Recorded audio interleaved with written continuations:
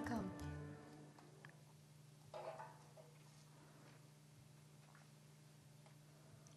Hannah Arendt, in Men in Dark Times, wrote, "We humanize what is going on in the world and in ourselves only by speaking of it, and in the course of speaking of it, we learn to be human."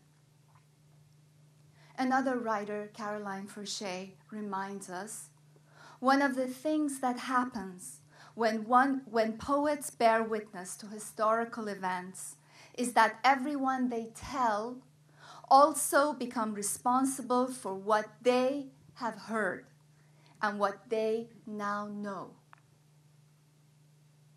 It is in this spirit that through PEN USA, I sent out a call to a group of most respected American poets to bear witness and raise their voices in unison against the whirlwind of oppression and human rights violations that are polluting our world. It is my belief that it is time for us to collectively engage,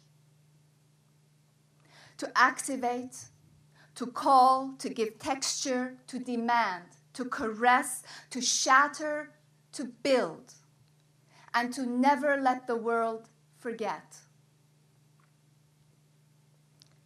For the first time ever, the American poetry community is speaking in unison, addressing the world through poems that not only meditate on the principles of freedom, justice, and tolerance, but also boldly and directly address specific countries. Their words and this evening's events are dedicated to the people of Iran and to the memory of a young woman, Neda Agha Sultan, who was brutally murdered last year during a peaceful demonstration in Tehran. Neda has become an emblem of freedom to many Iranians there and in exile. Iran is a country in which even the uneducated bricklayer recites poems by heart.